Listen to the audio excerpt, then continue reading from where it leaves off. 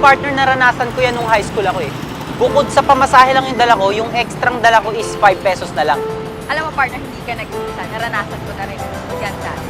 Pero alam niyo ba mga kasosyo, na sa konting barya mo lang ay meron ka ng mapapala. So sinasabi mo ba partner na may kinalaman yan sa pupuntahan natin ngayong araw? Kung saan ang barya ay mahalaga. Tama ka dyan partner, at hindi lang mahalaga, may halaga pa. Dahil ang pupuntahan natin ngayon ay mga negosyo kung saan barya ang pangunahing pinagkakakitaan. Hindi lang yan partner, ipapakilala din natin yung tao sa likod ng mga patok negosyo na to na umasenso. Kaya mga kasosyo, huwag na kayong aalis, samahan nyo kami ngayon dahil ipapakita na namin sa inyo ang patok. Importante ang lokasyon sa negosyo. Dito naman lamang si SPO Foreigner. Bilang pulis, trabaho niya kasi ang magpatrolya sa bayan ng San Juan. At dahil dito, naging pamilyar siya sa mga lugar kaya naisipan niyang magtayo ng negosyong malapit lang sa kanyang opisina.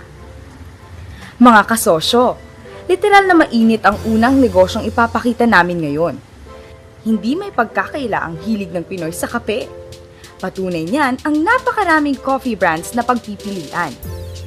Isa na dito ang negosyo ni SPO Foreigner Tulawi, ang Instant Hot Coffee Vending Machine. Alam niyo bang 15,000 pesos lang ang kapital niya rito? Nagsimula po ako sa isang machine. Libre naman yata doon eh. Diyan po nilagay sa Domingo sa yung pangalawa po, nasa Domingo ba rin kaso lang. Maganda yung pagkakaroon. Siguro mga Oo, kahit sabihin mo Manila, ginagawa 500 meters layo. Wala naman jurisdiction yung mga Yung pangatlo po sa Boni, medyo malayo po. Ang importante nakalagay. Aminado si Sir Rainier na sapat lang ang kanyang sweldo sa pagiging pulis. Kaya naisipan niyang magnegosyo. Pinakamataas na benta ko sa isang araw, that time, 700. Pinakamababa mga 500, 600. Sa sitwasyon ni SPO Foreigner, sa maximum nakita niya na 1,700 pesos a day, pwede siyang magkaroon ng 11,900 pesos a week. At sa isang buwan, ay pwede siyang magkaroon ng 47,600 pesos. Mga kasosyo, posible palang mabawi ang kapital sa loob lang ng isang buwan. At sa loob ng isang taon, ay pwede siyang kumita ng 571,200 pesos. Nakabili ako ng kotse, dalawang motor. Tapos nakapagtayo ako na isang maliit na burgera. Saka mga appliances sa bahay. Coffee, vendo machine, paktok, negosyo. Mga kasosyo, ito ang tinatawag natin na auto coffee vending machine. Kung saan sa 5 piso mo lang ay meron ka ng 3-in-1 coffee, chocolate at green bulalos. Ngayon subukan natin ang green bulalos. Ito na mga kasosyo, tikman na natin. Init-init pa. Kaya naman mga kasosyo, masisigurado namin na ang coffee vending machine ay patok negosyo.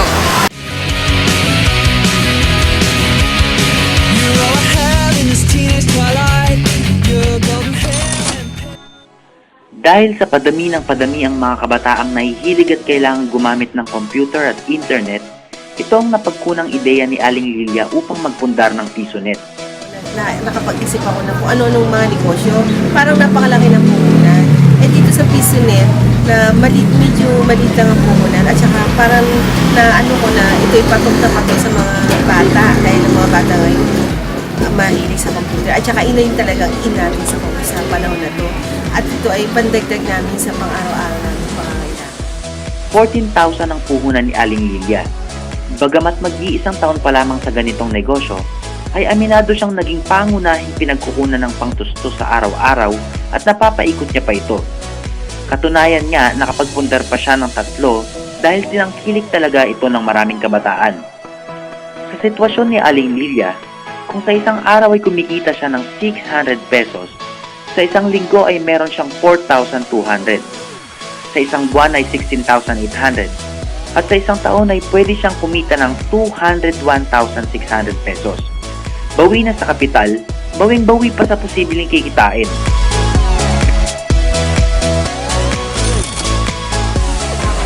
Mga kasosyo, ito ang tinatawag na PisoNet.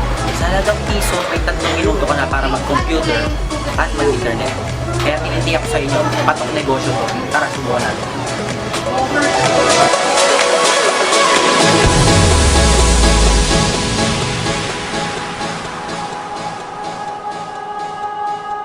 PisoNet, patok negosyo. Partner, siguro sa dami ng pinuntahan natin ngayong araw, kailangan natin ng something na pampa-refresh o pampa-energize.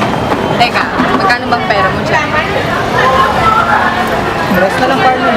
Naku partner, sakto yan sa huli natin puntahan yun. Ang water vending machine. Kung saan, sa piso mo lang ay meron ka ng refreshing na So, saan ba yan, partner? Tara, punta natin.